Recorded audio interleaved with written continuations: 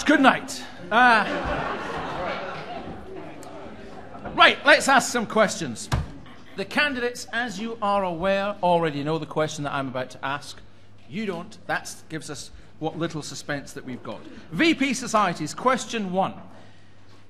With more academic pressure than ever, more competition for jobs, and more demands for working part-time, when are the students of 2012 onwards going to have time to get involved in a society? Once more, with more academic pressure than ever, more competition for jobs, and more demands for working part-time, when are the students of 2012 onwards going to have time to get involved in a society? First to answer that will be Chris. Hello. Oh, it's a bit loud. Right. There will be competition for employment after graduation, and this is something societies can really aid students in. It's really down to the individual to decide how they divide up their time between their course, their societies, and their part-time jobs, should they have one. And time management and academic pressure is something which students have always had to cope with, and it's something which I think students have always been able to cope with quite well.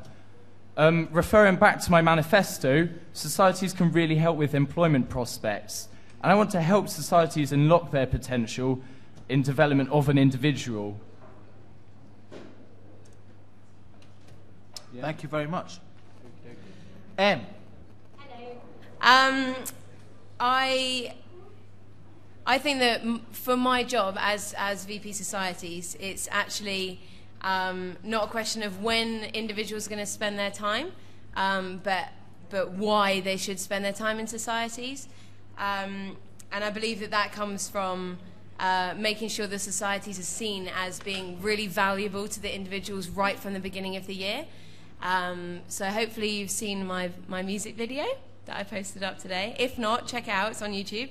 But to make the societies really visual right from the beginning of the year, so that when the year begins, people are seeing what societies can really bring to their time here at university. So that's what I'd want to aim to do right from the beginning of the year. Jade. I'm aware that there are a lot of timetable differences and a lot of part-time jobs that people have to attend to, but really you don't have to take part in everything a society has to offer. Like, you don't have to go to every event, every debate. I mean, it's all about suiting you, attending when you want to, and I think a main thing would really be to give more notice about events. So I'm trying to push for more poster space. I mean, we'd use the stag more and really try and give people notice so they can, you know, work around the events, around their jobs and their timetable. Thank you. James. Hello. I mean, if students have a passion for a certain society or a certain activity, they will get involved with it and they will make time to get involved with it. I mean, on the front of jobs, I myself have a part-time job doing 14 hours a week and have done throughout my entire university career. And yet I still have found time to be heavily involved with society, so it can be done. And I think we need to market societies next year as more than just fun. Yes, it is fun. That's certainly a major point of it. But they should be marketed as they enhance your prospects in careers in the future. Thank you very much. KJ? Hi, everyone. I think academic pressure may be on a rise, but with a number of people that are currently coming out with degrees, it's not just academic merit that we can rely on. We need to prove ourselves to employers. So yes, we all want the best degree we can possibly get, but by volunteering in a society, we can actually really make you shine. So I believe that it's the experience that you have done in societies that can then be made relevant. It's whilst having a part-time job, you necessarily won't have any skills in the actual field that you want to go into, so a society can offer you that relevant experience. I also believe that if you commit to a society, it's unpaid. You're showing that you've got a passion for something rather than just doing it for a financial gain.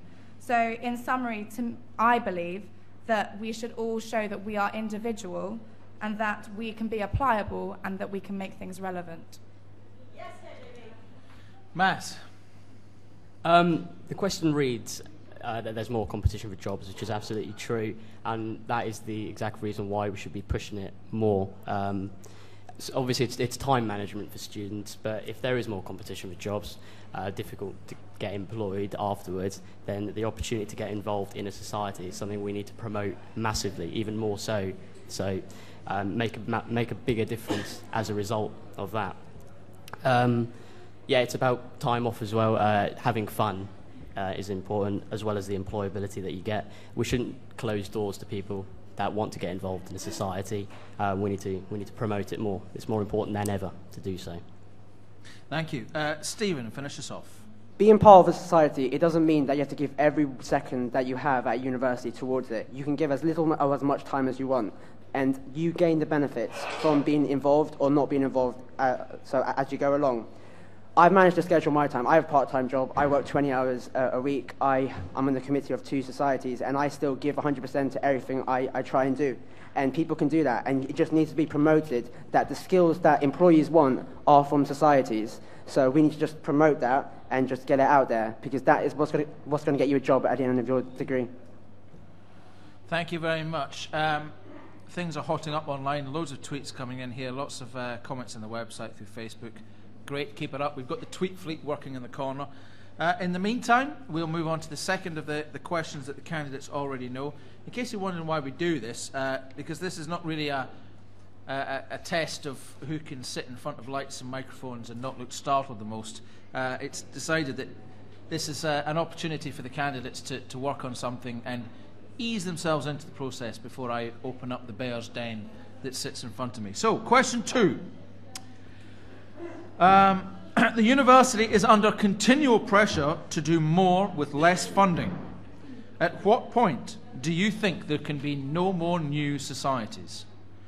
The university is under continual pressure to do more with less funding.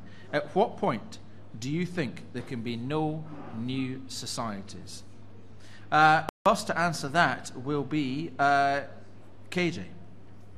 Okay, so I think, and you'll probably think this sounds a little bit cheesy, but the sky is actually the limit.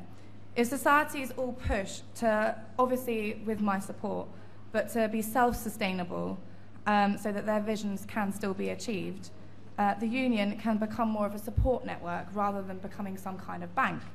So there are plenty of potential sponsors available if people want to pursue them, and societies could potentially branch further than just inside the university. As I said in my manifesto, I think that we could ensure sustainability and further financial support through encouraging off-campus involvement. I have just come from production of Guys and Dolls, and in Guys and Dolls there are at least 3 members who aren't actually university students. However, they are giving some kind of financial support to that society. So we can find other ways of having that kind of support. Thank you. Jade. I think that's quite a negative question, in a sense. I don't think there'll ever be no more new societies. If the demand is there, I think we will continue to have societies. I think it's more about not the amount of funds we have, but using what we have, what we've got, even if it is a low funding, then to work around that. And in my manifesto, I'm wanting to push more and develop on the budget training. So I think if we're prepared for the low funds, then we can work around that. And it's not always about holding extravagant events. It's in the little things like debates and stuff. I mean, the room bookings at university are free. We can use things like that. And it's more about just meeting one-on-one and creating a new friend group, really. Thank you. Maz. I don't believe there should be a point where we don't get any new more societies. Why go and limit opportunity to someone that wants to start a new society? At the end of the day, it does link quite nicely with the previous question. Say someone wants to start a new society, which is a great thing to do, start volunteering, which is what a committee member is. Why would we stop them from distinguishing themselves with people that just grades on paper?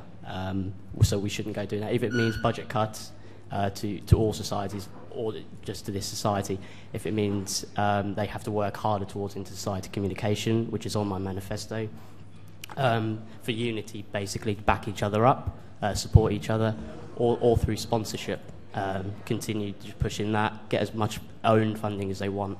And that's something I want to push in committee training as well. societies need to know that they are capable of bringing in their own funds. A new society, should they start halfway through the year, need to know that they will probably need to be able to bring their own funds, and that's something that society standing should push a bit more as well, so they know that before they kick off. Chris. Hello. Right. I don't actually think there will be a time when any new societies won't want to form. I think it will actually change as students' needs change as well. Let's get this straight. Societies are not synonymous with funding. As there is an increase in academic pressure, there will always be a need for societies to allow students to relax. There are a lot of societies that are successful and are actually coping very well with a minimal amount of funding. They do a lot of fundraising as well, and I believe this is something which societies need to push towards. At the end of the day, societies are not businesses. They exist to provide a group of people an opportunity to de-stress outside of their course. And as long as there is academic pressure, there will always be societies. If you look at my manifesto, one thing which I want to do is look at the potential of unlocking the potential of societies. Also, there is also something which you need to look at with regards to the society grading as well. Some of these points needs to be reformatted alongside with some of the other things as well. Thank you. Steve. Yes, there is pressure, but there's pressure with every aspect of life. There's pressure in university, there's pressure at your work. But I believe that as long as someone wants to have a society, then they should be able to, and there should never be a time for no societies. As long as they can prove that it'll be beneficial to the whole union, to students, and they'll keep interest, then they should be allowed, and that's part of my manifesto. Also, if you look at inter-society development, then what you could do, like for example, I had a bar crawl where I had an in-society bar crawl, and we split the costs of everything, and that was much beneficial because we saved so much money. So that's the way to target that. Thank you. Em. I wouldn't ever want to stop someone from setting up a society. I think if it's important to them and they're passionate about it, then it will be important to me. And I think I wrote a little bit in my manifesto about core values. And I think before someone wants to set up a society, I'd really want to talk through with them what their core values are, why they want to be a society, and what their aspirations and visions are. And then making those clear to the voting committee, because it's at society standing that the committees of the other societies actually ratify that new society. So I think if those core values and aspirations are clear, then the vote will be a lot more involved, so people would feel like they're actually inviting this new society to be part of the wider family that we are, I think, as societies. So we can feel like we can support each other and really encourage each other, so that less are going dormant just because they haven't had support throughout the year. Thank you. James, to conclude. Thank you. Well, firstly, I don't think there will ever be a point where there will be no new societies, because there'll always be something new that someone wants to try or wants to have a go at. And without doubt, there'll probably be a collection of people who share that same view. And along with that, I think that when societies get their budgets, I would sit down with each society and see what they're going to be actually using the budget for, and see if they can use it more efficiently, more effectively, so they can get more out of potentially less if there are more new societies joining. And I think, as many of the others have echoed, promoting sponsorship is something that many societies don't know how to do or don't look into. And I will strive to help them out in finding sponsors, helping them sort out sponsorship in any way that I can. And lastly, I think more external events, so more societies going outside of the campus realm to do events for like local communities or anything like that, like taster sessions, for instance. I mean, for argument's sake, let's use the Stag. The Stag could go out could go out into Guildford and do sort of like journalistic taster sessions, which I think would be fantastic, because it would get people more involved with them, regardless if they're a student or not. And I think something like that could be a great source of revenue for a society. Thank you very much. That's the end of our pre-prepared questions. Now is the time for you to spark up with your comments or your questions. So if somebody has something already from the floor, feel free to thrust your arms skywards. Jamie, we've got some questions. Thank you. Hi there. There's a couple of us from the SIFE Society, and we wanted to know, what are you going to do to work more closely with societies? No disrespect, but we haven't really seen head or tail of the current VP of societies, and apart from the sorry, no offence, but apart from a few emails and the one monthly meeting, we don't really feel there is that support. And my committee member here, he had a point about special interest societies. Also I've got another question regarding different types of societies. Obviously from the SU website, there's about 7 or 8 different types. And what we found is that at the start of the year, we didn't get any funding from the SU at all. And I was wondering, how does the SU judge on which society to fund for? And we're one of the special interest society. Can I ask what your society is? It's called the SIFE Society. What we do is we... SIFE? Yeah, SIFE, yeah. You're a fundraising society, aren't you? No, that's RAG. SIFE? I believe SIFE is there to raise money for charity, isn't it? No, we're not. What we do is we raise money ourselves and use our money to empower people worldwide. Sorry, say that again? What we do is we do commercial projects to fund our social projects. And what we do with the social project is get students to use their entrepreneurial skills to empower people in need. For example, one of the projects we did this year was in Thailand, and we helped a lot of flood victims make pillows, and now they have sold many, and we've one of the villages is now out of poverty because of us. Okay. Is the VP Societies in the room? Would you like to respond to that? I think it is only fair. Oh, he is. I'll keep it brief because it's not really my time to talk. But what I will say is SIFE do have a budget. I can get the budget request and allocation form for you if you want. It's only upstairs. But also, there are 99 societies. I can't be on the ground every day to speak to every single society. What I am there to do is make sure that you've got the tools and abilities and resources to complete your aims and objectives that you set at the beginning of the year. And you also have society's exec team to speak to on a day-to-day basis if you need any help. And it might be worthwhile checking out the website and speaking to them if you do have any issues that you need sorted out quickly. Thank you. There's a response to the VP Societies. Let's take a few more points or questions before I fire it over to the candidates. Anything else? No. Okay, so how are you going to work more closely with societies? SIFE feel neglected. They feel that they haven't had the opportunity to meet with the VP, and they also feel that they don't understand how the money is allocated, how the budget funds are split. It is a requirement in law that we have a process which is fair to all societies. So SIFE obviously feel that they don't understand that. So what can you do to fix that problem and make sure that they feel a bit more loved next year? And first to answer that this time will be Stephen. Well, in my manifesto, I said that I want to put a criteria of 3 points. Basically, this builds on from objectives. Objectives are what you say at the start of the year that you want to achieve for the whole year for your society.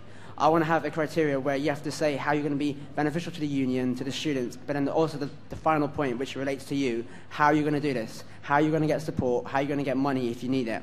And then that can be used over the course of the year, tied in with status meetings, tied in with your objectives, and that can all be used to monitor you throughout the whole year to make sure that you're working towards your full potential and that you have all the help you need and any help that we can give to you. So that's the first point. And on the terms of budgets, well, I can't really talk much about budgets because we're not going to organise your budget for next year, but I guess we could look into it and make sure that everyone is fairly graded and just to double check that that's the case. Okay, Maz. Speak up. Maz. Sorry, I thought SIFE was a fundraising charity. I don't know, that's a wake-up call for me as well. I've read the status meeting report that Jake and Helena did, and a few societies have said support is difficult, but there are 100 societies and Jake isn't everywhere. This is why I want to utilise Skynet. I've said it before, and I've never been that big a fan of it, but it has such a big potential for the next year. Inter-society sort of support. If you want to share resources, like I did a couple of weeks ago with a joint sizes pub crawl. We worked with 3 societies, Biosoc, Chemsoc, and PhysSoc, to order the same thing, to do it together, and then split the overall profit we made from it, which obviously is a good idea. In terms of supporting you as a society, it's about, if you want to make a difference to next year's committee, then file it in your AGM report. When you hand over, make it a lot easier for next year's person. And as VP societies, I'll make it up clear from committee training who they need to go to, when they need to go to them. In terms of the budget, carry on. In terms of the budget, I believe it's split as fairly as it is. Resources are when you need them. You shouldn't just ask for any sort of fund whenever. If you have a good idea that will raise money for your society, then pitch it, and as VP societies, I will do whatever I can if I think it is a viable idea. Do you have an understanding of who gets what in the budget round, how that works? I thought it was split as fairly as possible at the start of the year. What's your definition of fair, Maz? Equally. It's equal as who needs it. So every society gets the same amount? Depending on their... Yeah. So like a cake goods cup. So every society would get the same amount of money? Depending on what they need, what resources they need. Like a media society, for example, would need more money. So they wouldn't get the same amount of money? No. So what would be the fair way of splitting it? To let the VP societies know at the start of the year what their plans are for the year. Okay. M? So can you just, what was the first question? Can't really remember myself. No. It's how SIFE are feeling a little bit neglected. They think the VP societies could work closer with them. They also feel that they were not giving a budget, and they're not really sure why that is. They feel that some other societies were perhaps maybe given preferential treatment. So what can you do for a society like that feels that they're not getting enough attention from the resources the union have got, and they don't have access to society funding? Okay. So as Jake said, there are a lot of societies, and I think that there are many ways that you can communicate with Jake, and that his face is out there. Like, I know that the faces of all of the union guys are on the events planner for Rubik's and stuff like that, and their emails are on there. Jake sends out weekly emails to the committees, and there are little blogs and stuff like that on the union website. I just feel like the communication is sometimes missing. So I feel like the answer to that, to make sure that the VP societies and all of the societies are actually communicating to each other through the same way, I think is through the union website. I think that actually we need to have a middle ground where everyone knows this. Where can I find the VP societies? On the union website. That will be my pinpoint, and that's where the VP societies can communicate to all the societies. So I think that using that facility will actually help the communication not to be missed, but to actually meet in that middle ground. I think that needs to be clear from the very beginning of the year, so that all societies will know that from the very beginning. As far as the budgets are concerned, the budgets actually get sorted the previous year, and so all of the committees now will be putting forward what they believe will be going on the next year, and so that's where the budgets come from. And so I think it's important that the handover between the committees themselves is really very clear, so that the next committee knows exactly how much money they've got to spend and what they're going to do with it. Yes, the point that he was making though is he's not entirely sure which society gets what amount of money, how that is decided. And that's the point I was asking Maz.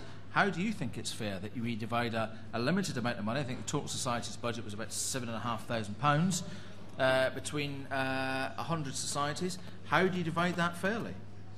I think as the union is a democracy, then it's definitely important to speak to the societies themselves, what they believe is fair. I don't think it's right for me to just sit here and go, oh, I think it'd be fair to do this. So that would definitely be something that can be talked about in society standing. But what I'm aware of thus far is that there are some societies that in order for them to actually get started and to work, they need a lot of equipment. So, for example, Mad TV, for them to even get started and to do stuff, they need cameras and they need things like that. Whereas there are some departmental societies that I've spoken to people about that actually they're there to build a community for people within that department. And so to get started, they just need people, and they can start that community and get that going without a big expenditure of buying lots of equipment. So I think it is there's lots of factors to think about, but yeah, definitely talking to the societies themselves about what they feel is fair. Thanks very much. James, give us your thoughts. On the front of being more findable and approachable in your instance, I would make myself as findable as humanly possible, because I'm one of those people that will generally stick in the same area. So I'd be very easy to find, and if you had a question, you could quite happily walk up to me if I was free and available, and we would discuss it. I'd also, if it was more appropriate for you, meet you out of hours if that was easier for you, because I don't mind making the sacrifice to go the extra mile to meet up with you outside of what would normally be office hours. So James, yes. Do you believe from that his premise is right, that the current VP societies, the societies don't have enough access to them? I mean, Jake's done a fantastic job. When I've needed to find Jake, I've looked on that lovely new screen in the union that says Jake is free until 2, and so I've timed it to come in before 2 when he's actually free. So that installation in the union is fantastic, I think. But I'm just the kind of person that would go beyond office hours normally, because the union shuts at about 6-ish. And then from after that point, obviously they have their own lives, they go out and do stuff. I'm a bit sad and don't really go outside that often, so I would kind of stick around and be a bit of and just help, because that's what the VP is there to do, is to help the society at the end of the day. Whether it's in office hours, whether it's out of office hours, if I'm about, find me. I'll be more than happy to give you a hand in whatever respect you've got. Tell us about budgets.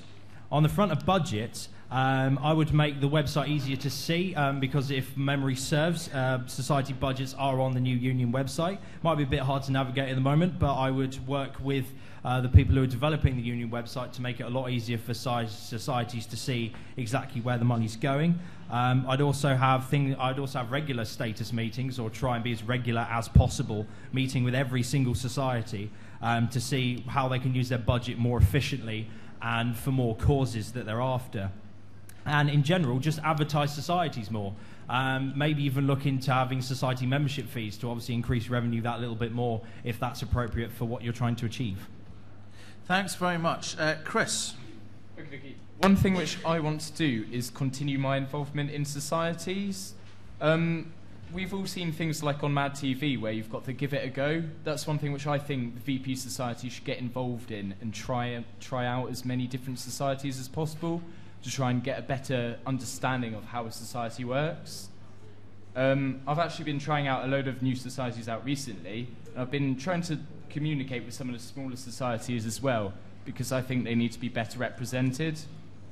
One thing which I want to do with regards to involvement is bring in more training and regular training, because I believe that as it stands at the moment, if there was a new society or a recently reactivated society, if you missed a training at the beginning of the year, then you don't get an opportunity to try it again. This is one thing which I want to bring in involvement from the VP societies.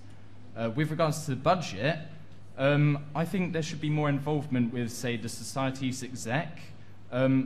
It was mentioned earlier that, yes, the budget can't be split equally. Everybody wants a slice of the pie, but unfortunately the pie is only so big. It needs to be, really debated about this sort of thing. It needs to be reviewed. One thing which could potentially happen with older societies would be looking back at what they've used in previous years. With regards to newer societies, this can't actually happen, but I believe if there's a lot of budget reviews, then we can actually see what the money would be spent on. Okay, thank you. Jade? In terms of making you aware that you have support, I would kind of push the awareness of the fact that, you know, you can come into the offices anytime you want, you can email me whenever you want, kind of making you aware that, you know, the support is there, but obviously we want you to be as independent as possible as a society as well. Yeah, and I think another important point is making sure that as much as I can to attend your events, to make, you know, so my face is there. Like Jake attended our Nurses Freshers Week, and I felt from that, it just felt like we had his support in the whole event. KJ? So I think that, yes, I would love to say I can give my time and I can attend every 99 Societies events, but genuinely and realistically, there are going to be clashes between things. For instance, at the moment, there is Guys and Dolls going on and everything else, and there's this going on right now. Jake can't be in two places at once at the end of the day. So the same here. I would love to say I would like to go to everything, but I physically cannot. But I will say that I am there. I would be in the office, I am on the end of an email, I am there. If you need to get hold of me, you can. Every time I've ever emailed the VP or someone in office, I have got a reply quite happily. Also, I would like to say that we have the society standings, which are monthly, which I would like to say is definitely compulsory, so all the societies should come. Because if there are any updates that I want to give you, that's a really, really easy way for me to communicate it to everybody in one single room. But also, the other day, last week, there was a society training day in the afternoon. Now, considering there's 99 societies and the turnout that was there, I can't say that every single society was represented. Now, we received some really useful information on handing over and grading, which I know is something that would really, really, really aid a lot of the societies. So, if I can give that kind of information, and if you can't attend, I understand it, but if you email me, I can email it back to you, what we have gone over. But if I've given you that kind of outline, it then means that everyone's got that fair opportunity to use what I've given them. So I think it's a case of taking what I'm going to give you and you using it. So if I'm putting on a training day, then most societies have a minimum of 3 to kind of 8 people in their committee. Surely one person can attend, and then they can feed it on. And if you can feed on 1 year's whole events and things that they think that can be improved on and things that should happen next year, then it means each year the societies can improve and each committee can develop. And I think that's where it's really important. Thank you. Right, I've got some questions from online, and I've got ready to take some comments from the room as well. We've had quite a few views there as all the candidates rushed to protect the honour of the incumbent VP societies. Any comments from the room? Jack, give us your thoughts when a microphone arrives.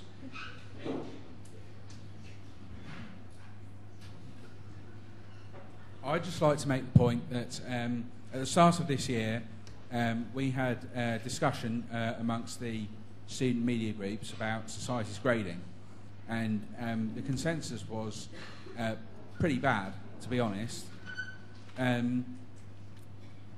Would any of you perhaps like to make society's grading non-mandatory? Give us a choice in whether or not we go for it. Okay, society's grading, and I have another question which I'm going to read out from online. How much presence should non-students be allowed to have in societies, if any? Just to clear this up, at the moment you have 3 signatories in a committee, You can have as many committee positions as you want in a society, but only 3 are recognised by the core union. They have to be students. So non-students cannot take part in any of the decision-making processes or the money spending in a society. But they can hold non-signatory positions, they can hold committee positions that can't sign out money and things like that. They can be full members in any other way. And for some societies that's very important. For some societies that's not so important. So how much presence should non-students be allowed in societies, if any? And do the candidates support society grading in its current form? Would they be inclined to change it? What do they think about it? A moment there to gather your thoughts, and we will be starting with Jade this time. I think society grading is quite a good thing, really. It kind of pushes the societies to strive to be better, and I think in terms of as a whole, that would be better for the union. It looks better, reflects better on our union. I wouldn't really like to change it, really, and I'm quite looking forward to seeing it taking place properly next year. Thank you. And what about the presence in societies of non-students? Yeah, I think non-students can take part in societies, obviously not signatory roles, such as events. It kind of helps with the promotion of the union anyway, so why shouldn't they be allowed to come and tag along? Then they can talk about it between friends, maybe convince other members to join up, etc. Okay. Chris? Okay, societies grading. Well, I've actually spoken to a lot of societies about this already, so much so I think it is so important. I've made it one of my manifesto points. Say, for example, departmental societies might find it a little bit difficult to raise money charity-wise and fundraising, and this might hold them back from actually progressing up the grading ranks. I think it should be non-mandatory. So basically societies that think that they would excel in it can take part in it, and of course that will make them, obviously it will bring up their society portfolio. At the end of the day, this is a good development tool, and I think really at the end of the day there was a problem with sort of the understanding.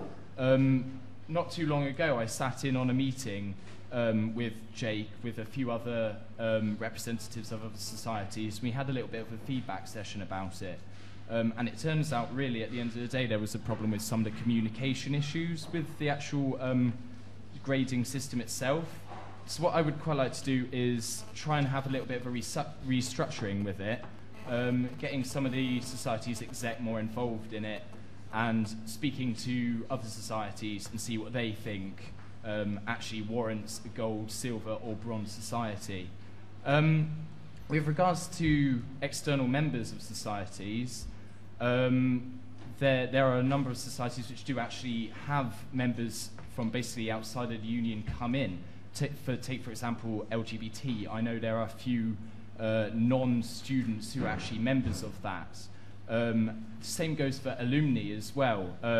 Take for example MADSOC, I know a few non-student members do actually come back and try and get involved in the society again. So I don't think there should be a limit on external members of a society. Thank you.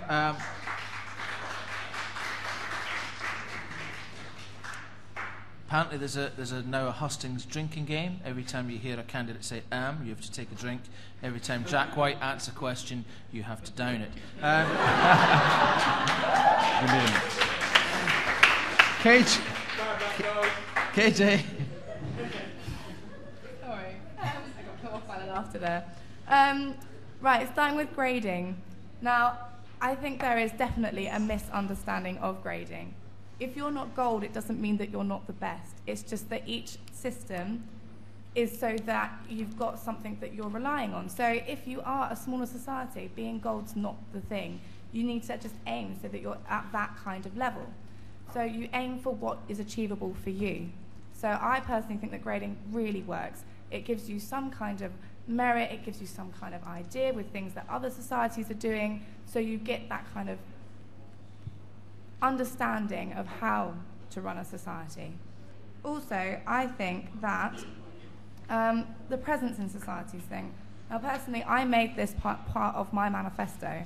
I think that encouraging outside involvement is actually really key to societies developing further, because I think that you have your 3 signatories who are students, and if you know how a society works, if you want something passed, you have to go through the 3 signatories. You can't just do it off your own back. So you can be from an outside from the university, and you can still have an opinion, but it's got to be passed by the 3 signatories first anyway. So why is that an issue? And at the end of the day, that's free speech, and everyone is completely allowed that. Also, I think that when you're talking about using further presence from outside of university, you then got a wider reach. It's exactly the same thing on Facebook and Twitter. When you tweet and when you post something in a group, you're looking for your reach. So why should we limit our reach within the university? Also, going to the departmental idea that Chris brought up, okay, so they might not be able to do the fundraising thing, but again, like I say, you don't necessarily need to be gold to be the best. You just can be what suits your society. And in my manifesto, I did raise that I think that departmental societies need to realise that they can actually have a lot more funding from their departments than they actually have taken on board. For example, a new society, PenSOP, which I am actually involved with, they currently are looking at holding events, and they have had a lot of support from the department, the English department, with that. So I think that all of these are completely available to people, and everything is encouraging to help with everyone's development. Thank you very much. Maz? I don't necessarily agree that a small society can't get a gold award in the society grading system. I think it needs to be made clear next year that the society grading system can be... there isn't a benchmark criteria. If a society... it shouldn't be mandatory, but if a society chooses to submit themselves, then they don't enter the benchmark criteria. They enter a specific assessment, which they can get assessed on. So a small society can do well. There's nothing to stop them from doing that. So, therefore, making it that anyone can get gold, and it links nicely with the society development program, which is obviously I've read Jake and Helena's report on, and quite a few societies have said they like the project management and managing others aspect of that. And why wouldn't? I mean, I'd recommend society grading. It shouldn't be mandatory, but if a society chooses to do it, then it can only be a good thing for the future of their society. Non-students involvement. If an ex-student chooses to get involved, then I don't see anything wrong with that. Obviously, the 3 committee members must be students, so everything goes by them. And should they do anything, which would be a good idea anyway, it made clear to the members that someone external was involved, but obviously the committee oversee all of that. Stephen? I don't think that grading should be non-mandatory. I think that it should be for everyone, because the whole point of it is to aid development. And Jake spent a lot of time working on it this year. And if at the end of the day, it rewards societies. If you put in the effort and you want to get gold, and your committee wants to get gold, and you put in the hours, then you will get it. And it also, to get graded, you have to provide evidence of all the work that you've done so far, and that will also help you in the future when you're applying for jobs, and then you can actually say what you've done for the society, not what the society's done, but what you've personally gone out of your way to do, and that'll make you stand out. And obviously, if you're gold, that also increases your appeal. Everyone will want to be in a society, and yeah. In terms of non-students being involved in societies, I do believe that they should be involved, because they play a vital role. Like, all of them are non-students that used to be students, obviously, and they used to be in the society, and they just want to carry on their work. So I don't think there's anything that should stop them from helping out and trying to make the society the best it can be. Thank you. James? I think society grading should be more of an opt-in arrangement where if a society feels that it would benefit from opting into the grading system, it would opt in, but would also give the option to societies if they chose not to opt in. For instance, Jack over there, if he chose not to opt into it, he wouldn't be forced to. Although I would encourage it, because what I would do is I would work on the society grading system itself and tweak the points and tweak the criteria so it's more beneficial for the sections of societies that there are, for instance, SRS or departmental ones. So I would tweak the criteria depending what category the society falls into. On the front of presence of non-students, I mean, the society I'm part of has quite a few members who are non-students, and it's written in our constitution that if a non-student runs for a position, as long as it's not a signatory and they're not opposed by a current student of university, that they may run for it. But if they run against a current student, then they must step down because the current student is seen or would benefit from the position more. But I personally do not have a problem with it at all, because someone who might have had experience in this section before, who's been brought in by the society, would in fact benefit the society by having them on board, and they can give an outsider's perspective on how the society is viewed in the outside world. Thank you. And I believe to finish us off, we will have Em. I think society grading is designed, like the heart behind it is to give the societies an opportunity to do more and to think beyond what they would normally think, to reach out to the community, to do more with what they have, which I think is an incredible idea, an incredible inspiration for them to work at something. I do like the way that it's been worded at the moment, that if you don't reach a bronze level, you're not considered like you've failed or you haven't reached what's necessary. You're actually given the working towards a grading. So I think that is good for societies who maybe don't make it. I do believe personally that the opt-in thing at the beginning of the year for societies to decide whether or not they want to go for it is really important. But at the end of the day, I think there's so many societies and we don't live in the perfect world, that we have to see what works and fine-tune things as we go along. So that's what I think is most important. With the other one? With the non-students. Non-students. I'm part of the gospel choir, and we do have non-students involved. And for us, I've definitely seen a benefit, because it does make that link with the local community, which for our society is a really important thing. And they do bring opportunities for performances and events and to get involved with greater things than what we can just do by ourselves. So for us, it's been hugely beneficial. Also with individual development, and I know that myself as the musical director, I've been given opportunities from people who have come in and seen the way that our society works. They've given me opportunities to go and pursue things further. Like I've been going into a prison and doing gospel choir workshop with the inmates there, and getting involved with loads of projects involved outside of the university. So I think it's really important to keep them involved and keep that link really strong. I'm getting some comments here that you're not lighting the room up. Not you personally, Am, the candidates, and that you're all in agreement, and you're all sounding a little bit too content. So we're going to roast things up a bit now. I made a little visit to GU2 not so long ago. It turns out the AM transmitter isn't there anymore. So is a radio station that doesn't transmit a waste of time? Jade, tell us what you think. They are a society that gets a lot of money. They've got a dedicated space. They've got 2 studios, and they don't transmit. Are they a waste of time? Yes and no. Beg your pardon, Jade? Well. Yes and no. I mean, yes, in the sense that a radio should be transmitting. Like, why would it, is it not, to be honest?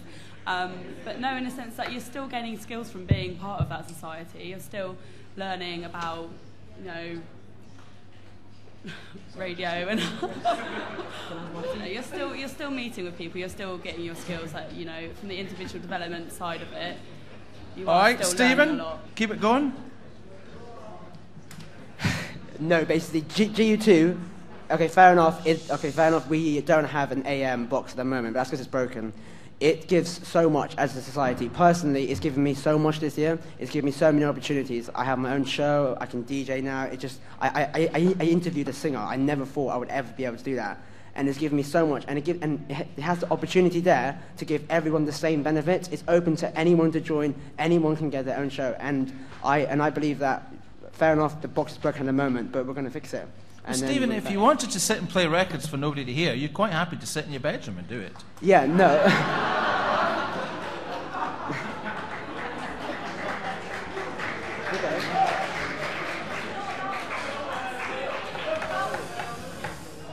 All right, Maz.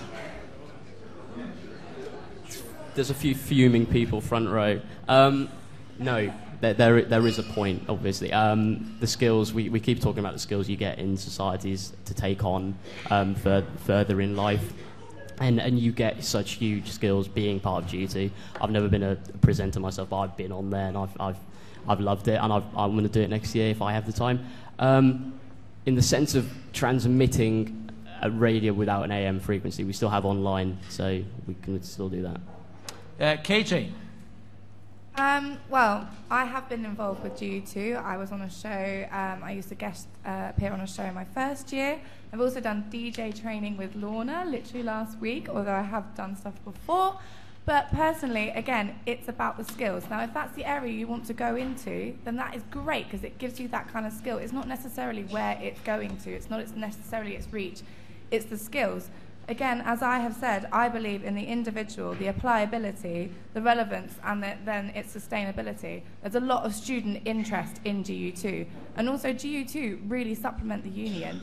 There is a lot of events that are DJed by GU2, so I definitely think that without them, the union would be at a loss. Chris? All right. Yes, so as it was just literally mentioned by my other opponents, GU2 will give you a lot of training experience should you actually want to go into radio broadcasting. Some people might disagree, some people might think that actually if it doesn't transmit, it is a waste of time. I actually disagree with that. I think that it is a good time. It's not a waste of time in that sense, because the people who are presenting, be it how many listeners they get, 5, 10, 100, doesn't matter. As long as they actually get the opportunity to try this out, then they will actually gain experience from this. I've actually been on the radio as well myself. It unfortunately wasn't recorded, but it was a right good laugh. And I would recommend that anybody who actually gets the opportunity to get involved in that, do take it. It's worth doing. With regards to it not being recorded or transmitted, it's a shame, unfortunately, but this should be fixed.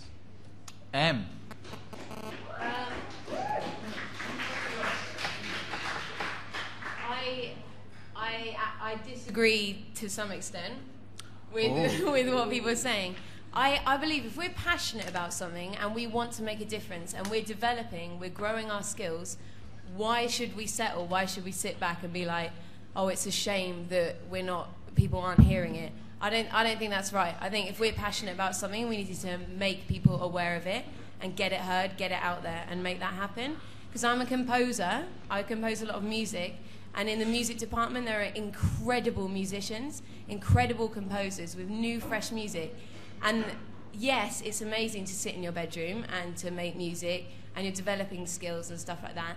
But actually, there's more to it than that, and people can really, really benefit from hearing that music and be inspired, and you can give so much more. So I say, why settle? Why sit back and go, we're developing skills, when really we can show those passions and empower others?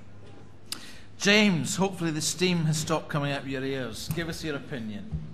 Right. Well, as many of you may or may not know, I've been part of GU2 since pretty much I started here.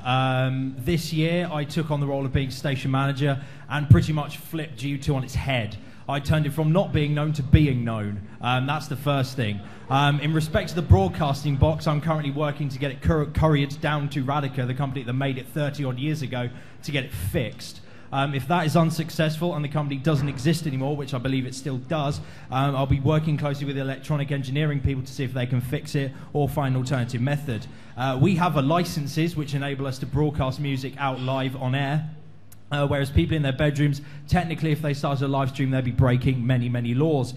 So in that respect, we are an actual radio station. We've also been part of the SRA, the Student Radio Awards, and the Student Radio Association as well. We've won many awards doing that. I'm terribly sorry. I'm very angry at this. Exactly. Pretty much what she said. I mean, as they've all said, we've basically turned the whole place around. We've doubled membership from last year. In fact, over doubled it. What is your membership now? A lot higher than it was last year. I can't you. remember the actual number off the top of my head. But in respect to broadcasting, we are a radio station. We broadcast online 24/7. We do term time. That's what our license gives us. On the front of our AM box, it's 35 years old. It's fourth hand. We've had it for that long and we're trying to fix it. Okay, James, I appreciate that you're doing a lot to help GU2. It wasn't a flipping point. These are the sort of decisions that you will have to make as VP societies. Also, it tries to provoke a little bit of debate. But, you know, you've got people like Saif down the back there thinking they're not getting enough, and you've got a radio station. These are sort of things you have Saif has been on our radio with. station, I think, 4 times or 3 times now, I think it is. And we've been helping many other societies as well. We had a show last year which was dedicated to having a different society on each week, whether it's a society or a sports club. We've had, we have now 2 sports shows a week, where last year we had barely 1. Which has, thank you, which has features on sports teams every week. We have Bucks results every week without fail. We've created a news team from nothing. We've created an events team from nothing. So on respect to what I can do as a manager, I mean, I've worked closely with this entire team, and without them, GU2 would not be where it is today, nor would I, in all matter of honesty. But thank you. All right.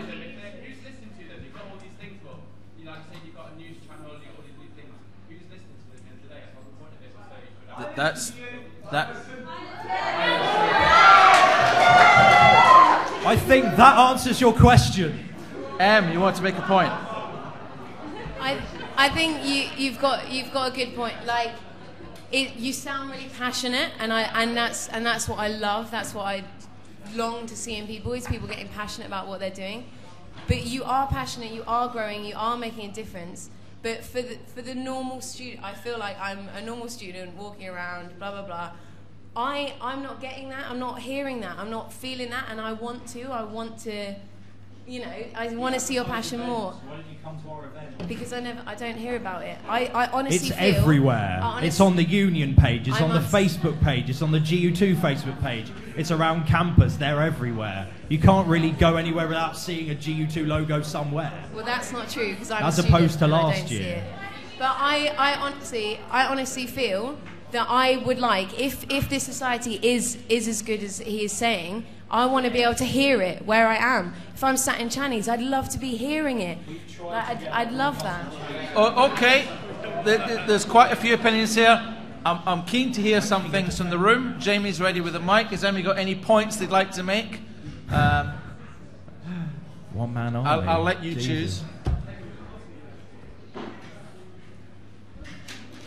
I think it's quite unfair. Oh, sorry. Hang on 1 second. Get that mic going. I think it's quite unfair to say that they don't necessarily, you don't hear all the public, like the promotions you see from GT. Because I know personally, even if I don't listen to all the shows, they are everywhere, and you always have them doing shows and things you might not necessarily hear about or appreciate. All the shows they do in the living room, and they're behind a lot of the things the union does. So I think maybe it's not necessarily a case of that they need to do more, it's that people need to start recognising what they are doing. Okay. Have we got any more points in the room? Hello. Oh, sorry, yes. Mine's slightly negative. When I lived on campus 3 years ago, I never received closer to your mouth. The radio connection. I don't know what it's called. the waves. Yeah, so I couldn't get GU2 on my radio, and the online stuff never worked. So has it ever worked? Like, I don't know. But even now, like, you still can't hear it. James, briefly, if you will. In respect to that, when I became the station manager, we didn't actually have a tech boss, and I had to take on that role. And I spent more or less every Tuesday of the summer holidays fixing that place. So in respect to hearing us online, you should have no problems at all. And if there is, I will personally see to my tech team sorting that. Okay, we'll put those worms back in that particular can. Let's have a question about something else. Oh, well, it's your question time. We can talk about it as much as you want. Up to you. I was just going to say, in regards to GU2, I think... No, I am going to expand, but I am just going to say that in regards to GU2, having set up a society myself, I think GU2 support, they gave us DJs on 2 separate occasions, and they saved us a hell of a lot of money by doing that. And, not to be mean, I'm surprised that Jade didn't actually mention that, considering it is Nurse Sock. And I am surprised by that, not to be mean. Yeah. And that is the support, and I do feel that, and yeah. But Great. Going on from Has anybody got any more questions for the candidates? No, I was going to ask a question, also, in regards to a different separate with the Nursing Society. We are, I feel, as a department, we are very isolated by the union, and how would you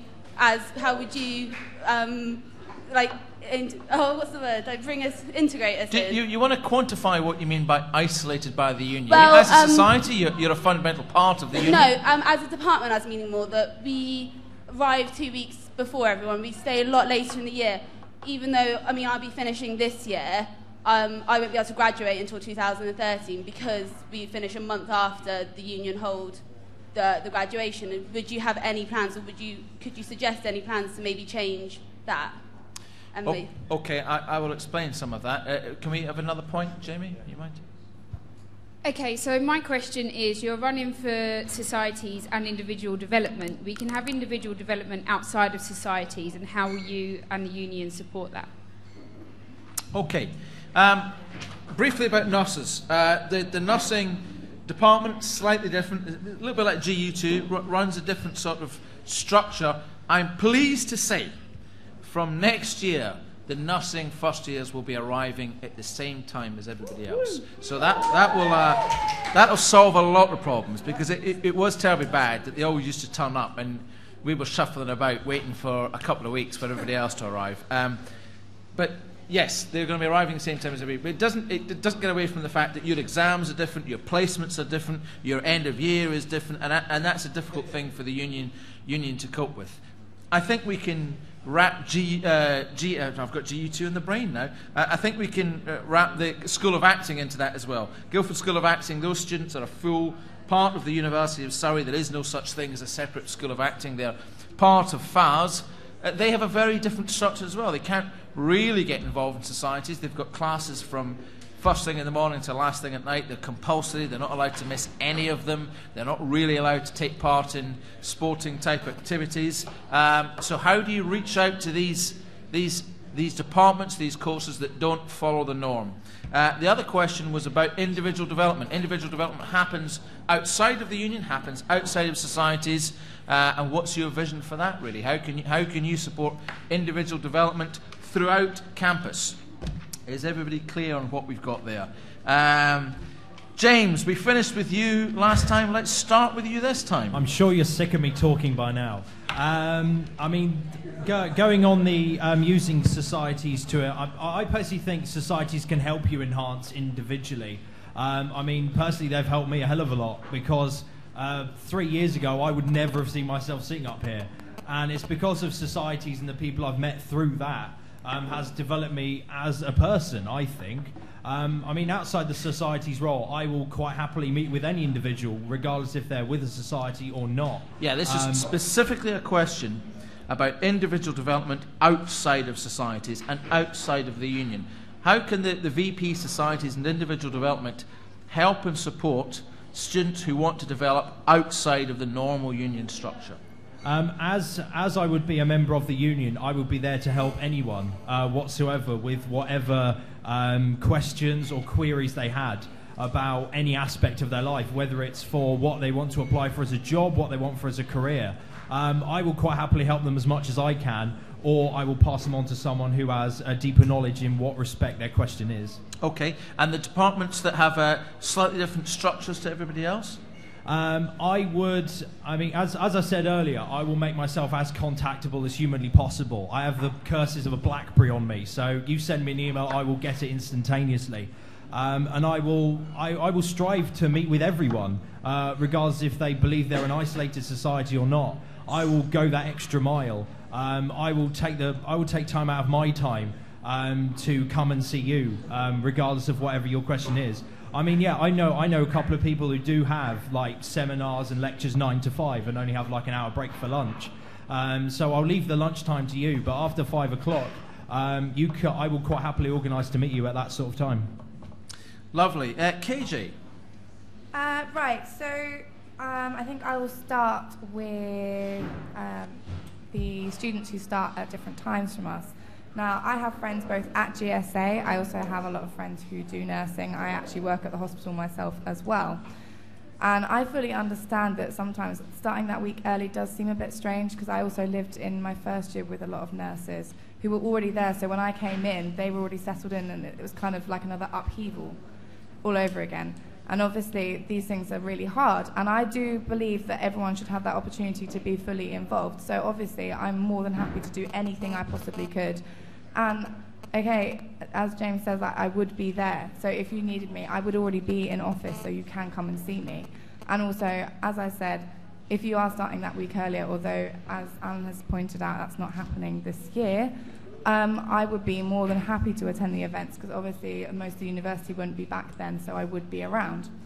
Also, I would like to say that other societies have actually included members of GSA. Last year, Big Band had a singer who was from GSA, so we have had that involvement already, and I think that there is more that can be expanded on. Looking at how I can help people who want to develop individually but without being part of a society, there is the careers office, which I think people don't understand that actually as a VP Societies, I'm not only there just for societies, but I'm there for the careers. I will be there to organise lots of events that will help everyone kind of flesh out their CVs.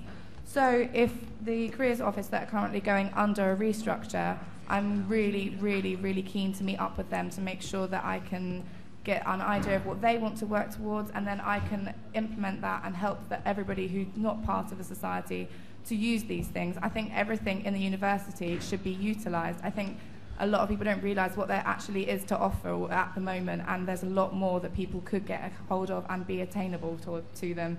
So going back to what I actually believe in, the individual, the applicability, relevance and sustainability, I think that's not actually just for students, but that's myself as well. I'd like to say that I can be applicable and relevant towards you. So if you needed me, I'm there. Thank you. Stephen? Yeah, so this has always been a bit of a problem about individual development, of course, outside of societies. You could use Society Development Week, which is basically when you have people come in and talk and give you lectures about how to improve your skills like leadership, delegation, managing your time. And I see no reason, if you don't just book a bigger lecture hall and there's enough interest for it, that you can also come to it even if you're not part of society. It will help you gain the skills, but at the end of the day, the place where you apply it isn't a society. But as long as there's interest, then I see no reason why we can't just book someone to come in and have a talk with you about it.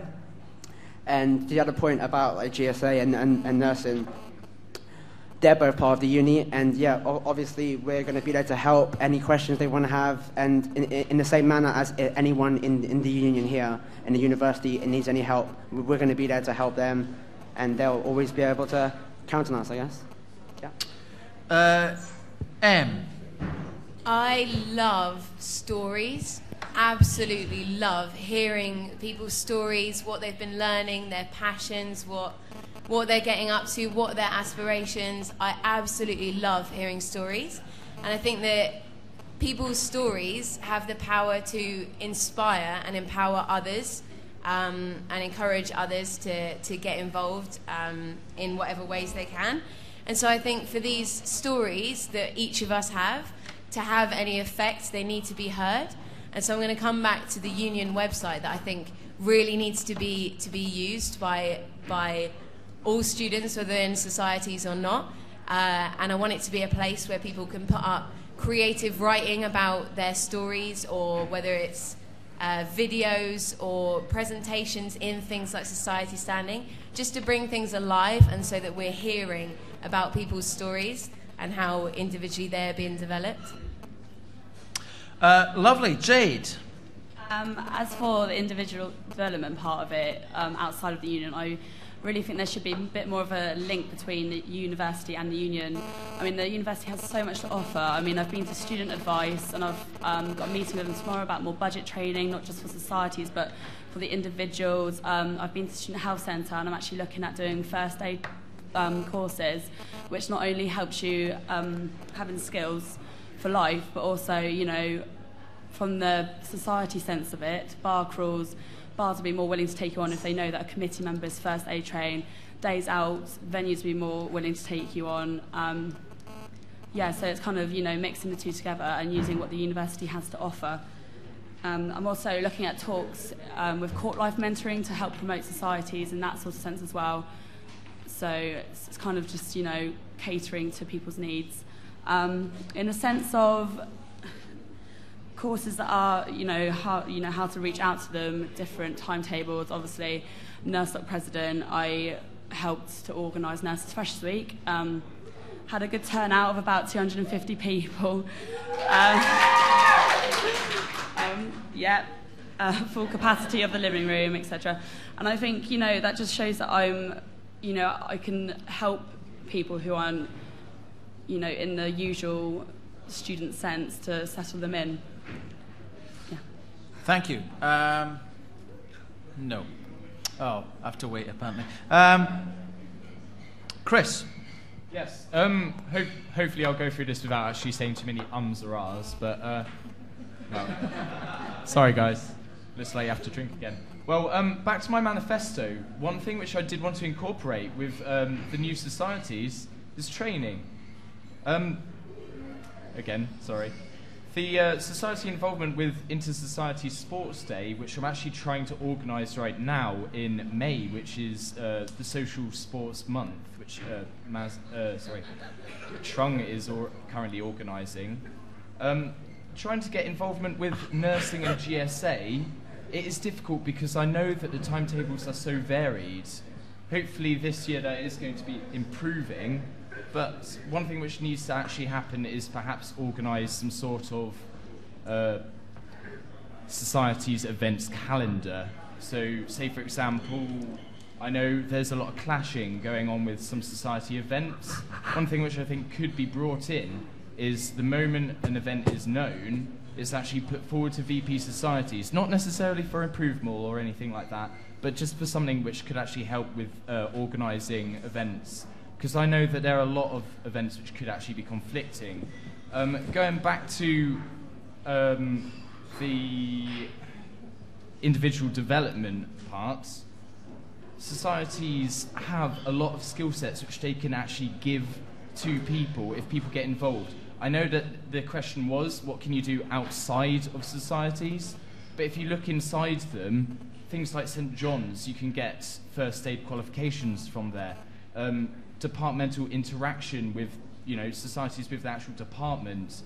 My departmental society at the moment, we actually do a load of trips to go to potential employers, which will definitely help, say, with regards to hunting placements, etc.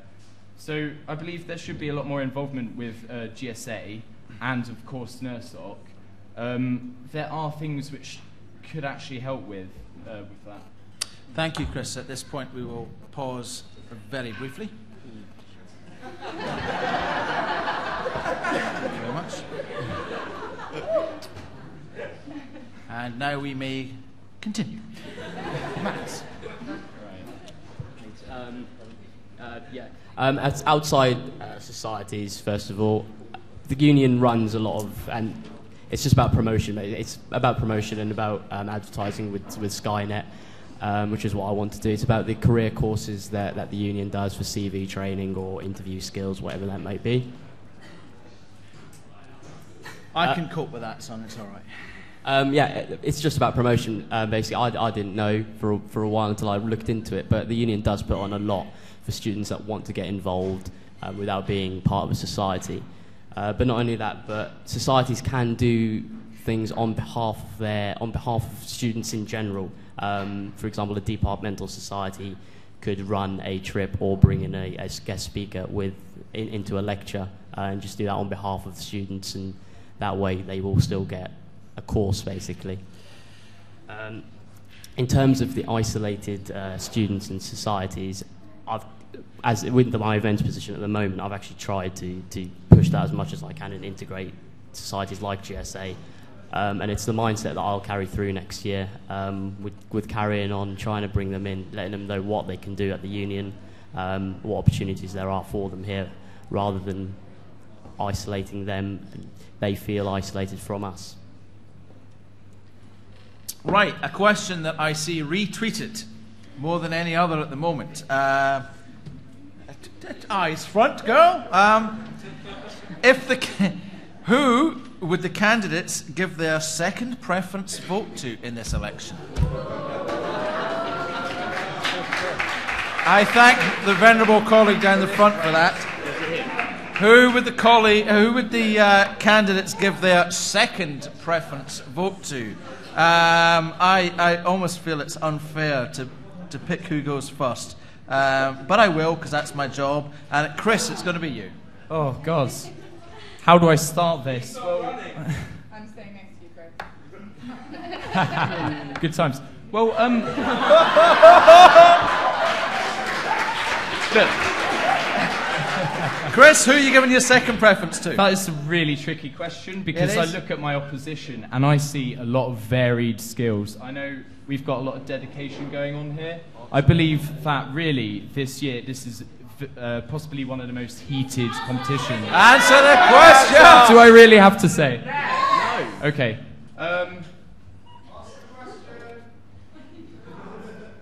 That's really difficult. Right, well... Wait.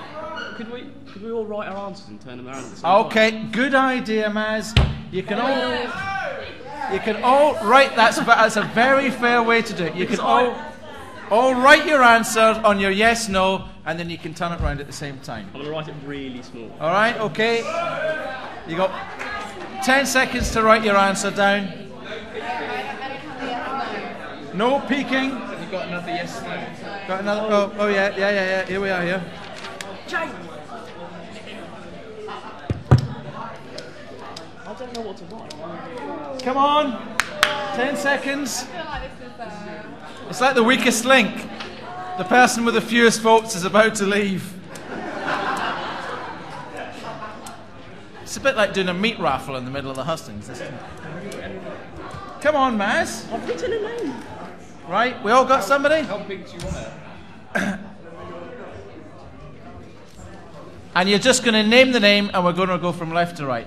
KJ, hold yours up. Who's the name? I put Chris. Chris? I actually put James. I put Ron because I'd like Jake to do it. If no one gets That's it. Not speech. Maz, because I beat him at Thumwall earlier and I felt really bad. Oh, Stephen? James. I put Chris. Long rule of throw. All right. I put Katie Jane. You put what? Katie Jane. You put Katie Jane. There's who the second preferences are going to. You didn't say the name. Right. Any points or questions from the floor? Yeah, we got one from Sam there. 1 second. Sorry, Jamie? You're on, lad. Sam, Ratzer.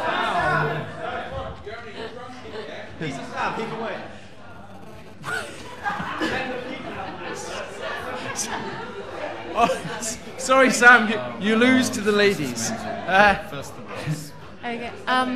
considering that the potential VP Sports got so much harassment for it, what would you as societies do to try and improve relationships between sports and societies? Yeah, there we are. Sam at the bar was going to make a point.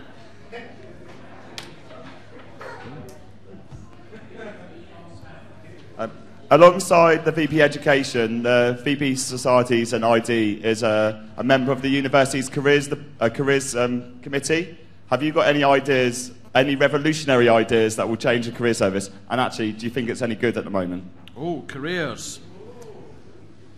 Do you think it's any good? Have you got any ideas to change? Has anybody got any points they would like to make? You do. I can see both hands up. Many of our, I know, not just to briefly bring it back to GU2 here, just for 1 second. Oh, this is not but, VP but GU2. I'm going to, Andy Smith has recently tweeted in as well saying that I think it's important that we know all of the medias on campus, the fantastic work that they do, and how many of the members of the student media, the Stag, Mad TV and GU2 are working at The Times, BBC Radio 1. We are doing things, we are important. That's what I want to say. Great. Jake, you have a point to make.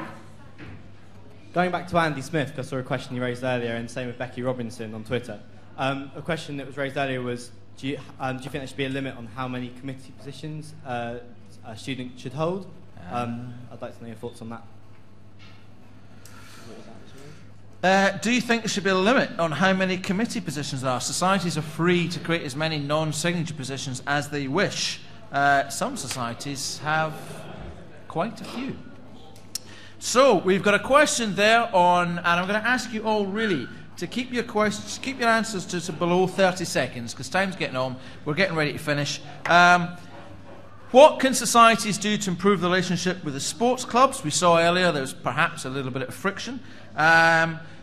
What do you think of the careers service and as ID? How do you think the union could get more involved with careers? And do you think there should be a limit on non-signatory committee positions? Keep your answers as brief as possible, please. And we're going to start with Maz. In terms of the sports society conflict, whatever it is, I don't believe... We need to celebrate societies as much, in a way. I talked to a few societies, and a couple of them said they would like society photos, for example, that sports clubs get. I don't see what would be wrong with that. That would be a good idea. The trips and activities that we do, just to celebrate the societies. Next. Do you think there should be a limit on committee members? No. It's as much as if a student wants to back themselves, basically, and commit themselves to helping out in a society, which would look amazing on their CV, and it is encouraged. The Investors in Volunteers scheme that's going on at the moment at the union, the V Inspired thing that we could put down, and it's an accredited system for volunteers. And with the careers system, we need to promote that as much as possible, because I didn't know about it. We need to promote that as much as we can, so that we the union. We the union, and in my position, I would as well. Really? To push to the point where we would attempt and get guest speakers or courses where societies would back for their department in lectures. Okay. Stephen, briefly, if you will. I think a way to improve relations between sport and society is if we have like a kind of joint stand-in, not all the time obviously, but a couple of times, just so the sports can see the problems society can see the problems sports have, and they can resolve any differences they have, and just try and work together, because there must be a ground where we can all meet, so we need to find that. Question 2 about the careers. They provide loads of talks, like I get loads of emails about all the talks they have, all the meetings, and it just needs more promotion. It just needs to be, like, fair enough, it gets sent to an email, but sometimes people hardly read their email and they never see it. It needs to be promoted, and try and get as many people to do it. And the last one, I think no. If someone wants to commit themselves to a society and a different society, there's no reason why they should be stopped. Like, if someone wants to go into media and they want to be a journalist or a radio presenter and they want to be involved in the STAG and GU2, they might not know now which they want to finish in, so they're going to be involved in both. And at the end of the day, who are we to stop them from doing what they want to do? Thank you. Jade? I don't think that there should be a combined sports and society standing, because I think out of 99 societies it is quite a poor turnout for society standing. What I would suggest though is maybe kind of keep each other up to date with what's happening either side. Maybe if there's any crossovers that societies could get involved in with sports, then kind of highlight that as the society stand-in. As for the careers, I haven't heard of it either, and I think my revolutionary idea would probably be to advertise it more and to get more space, poster space for it to be advertised. I don't think there should be any limit on committee positions. I think the number of committee positions should be as much as the society needs and as much as it feels it needs. At the end of the day, it's good to get as many people involved as possible, because there's going to be more skills that people gain out of it.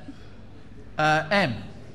Everything works from the inside out, so I think that we are, if you like this vision, we are a body, and so there's so many different parts to that body as the university. So there is the sports, there is the societies, there's so much variety, and I think we need to appreciate the differences between us, because it's a beautiful thing how diverse our campus is, but equally there are similarities between us, like a president of a society and a captain of a sports team, that we have leadership qualities and things like that, and passions to see something we're passionate about spread to other people. So I think it's important to celebrate our diversity while we appreciate our university, and that can only be done from the inside out. I can't implement something to force people to do that. It's only, I feel, by being more visible, by being open, and by sharing our stories, that we can learn to appreciate each other more.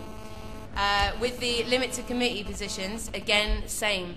From the inside out, I don't feel like putting a limit on is gonna help people. I think it's actually recognising and making sure that each of the committee positions are being used to the best of their ability, that there isn't someone sat on a committee position not really knowing how they can help.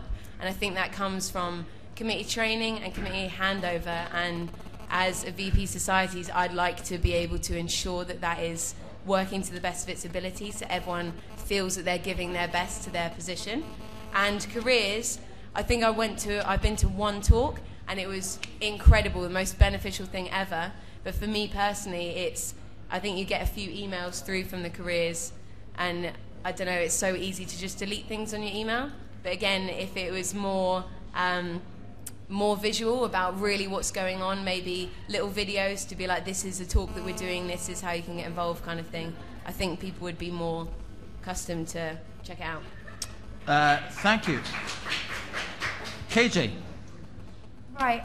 With the sports and societies relationship, now I am a member of a sports committee and I'm a member of a societies committee, so I understand both. And let's be honest, they actually run fairly similarly. And also, when you say union and unity, surely it's the same thing. We all come under the same hat, so I don't really see why there should be that kind of conflict.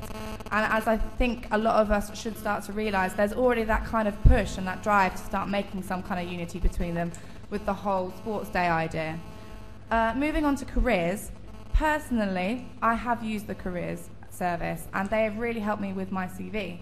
Also, and I can say that I am definitely a culprit of it, we all get a lot of emails through and we delete things because we're like, oh, I haven't got time to read it. And that is the issue. I think a lot of things is transferred via email, so people delete it and they don't read it.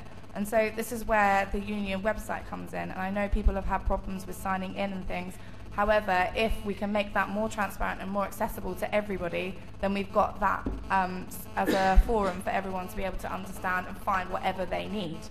And finally, with the committee positions, now in snow sports this year, we've actually changed around our committee structure, only very slightly, but we realised that 2 of 1 particular role was not necessary, and actually we needed another role more urgently than having 2 of the same. So I think actually it's up to each committee each year to determine on what their roles are, and they don't need to stick with the same ones. And I think that's the big issue, is that a lot of people think, oh, the structure's there, I need to stick to that. And actually, we can develop on it and we can change things. So it's completely up to each individual to develop how they want to. Thank you, Chris. I just remind you to keep your answers brief, please. Okay, no worries. So people are talking about maybe a joint sports standing. There was one recently where the candidates were interviewed. I know that some of the sports teams did leave, maybe because lack of interest, maybe because they actually had other commitments. So it's not necessarily because they're not interested. But what I think probably should happen is maybe have a joint sports societies exec meeting. It'd be nice to see some more involvement with that. Some sort of involvement perhaps with regards to running the committees, etc. Jake and Trung share an office, so it can't actually be too difficult to say that there isn't any sort of societies or sports in it, sort of like communication, because they basically sit pretty much next to each other. So, well, a little bit of a disconcerting look from Jake there. But no, I do believe that with regards to sports societies communication, it could be improved. We are the union. Every single one of us is a member of the union. With regards to the careers... Keep it brief, Chris. Okay, very quickly. I think that society should try and promote visits to potential placements, bring in guest speakers. I know that there's a lot of stuff outside of societies which also do this, but I believe societies really could thrive by bringing in stuff like this more. With regards to the committees, etc., it doesn't really matter so long as, with regards to size, so long as each committee position is relevant, so long as each individual person who is involved in that society does give the time that they can. I know that it is difficult with regards to your course, but that's one thing which I could offer you. I could give you support, I could give you dedication, and I can All help right, thanks you. very much. James? On the first point, I would, in my manifesto, I want to increase inter-society links. I would include sports quite happily in that. I'm an avid fan of playing badminton, so it's quite clear that I like sport. So what I would do is I would ask the sports clubs to, in fact, have taster sessions for societies to try, see if they want, because either taster sessions vice versa for sports clubs in relevant societies. So it gives them a try. It gives them a try of both things. And could promote membership in both fronts. For careers, I would review and improve it, because evidently it hasn't affected most of us sitting up here, only a couple of us. So I'll review how the system works and improve it so that next year's intake of freshers know it's definitely there, as well as existing students as well. I would make sure that it's definitely marketed correctly and easily visible and easily accessible. And on the last front, simple answer, no. Thank you. and sweet. Lovely. We're coming to an end. In a moment, I'm going to be asking the candidates, the VPs who are responsible for all the entertaining societies. And we like to start the day with a Two Ronnies joke on Twitter. So we're going to ask the candidates to share with you their favourite one-liner joke. I'm going to talk now for a minute to let them consider what they're going to say. Tommy Cooper, Two Ronnies, Frank Carson, anything like that will do. A reminder that we'll be here tomorrow night with pundits. You can watch online. It's been disconcerting that the front row has all been staring at their pads and their phones all night. The highlights for tonight will be on the website for you to view tomorrow, and you'll be able to see it before you vote. Voting starts next week. It is vote.ussu.co.uk. Hopefully by now, all the candidates are ready to entertain you all as VP Societies and Individual Development. Because he's having a small breakdown next to me, Maz is going to kick us off. Maz, you're Events and Training Officer at the moment. Entertain us.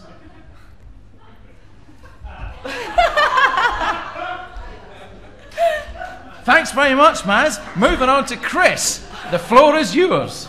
If your laptop is constantly rolling in the deep, then it's probably Adele.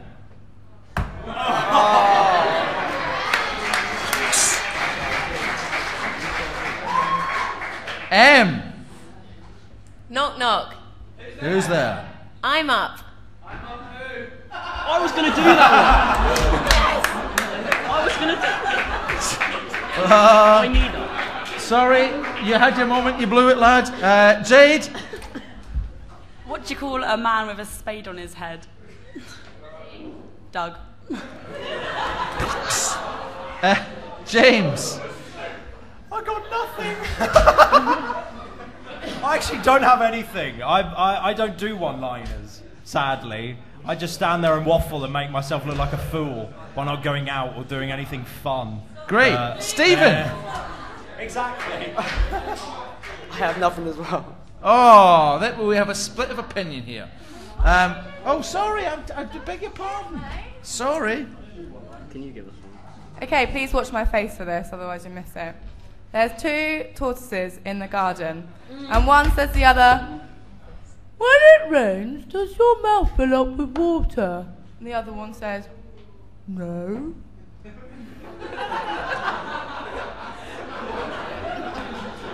Lovely.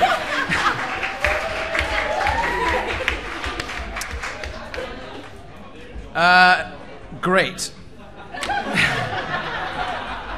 We finish as ever with our little yes-no. So, candidates, your yes-nos at the ready.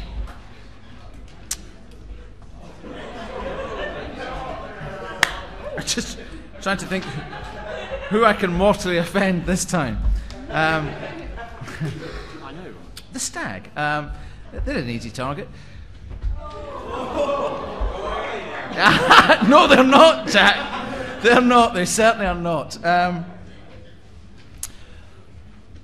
Students pay a considerable amount of money, relatively speaking, to come into Rubik's on a Friday night. Sometimes £4, sometimes £5. Sometimes 10. Do you think that student DJs from societies should be allowed to DJ upstairs in the main room on a Friday night? Your yes or no answers after 3, 3, 2, 1. Yes! There we are. Ladies and gentlemen, your candidates for VP Societies and Individual Development. Thank you all for watching. Thank you all for listening. We're back here tomorrow night, 7 o'clock. Good night.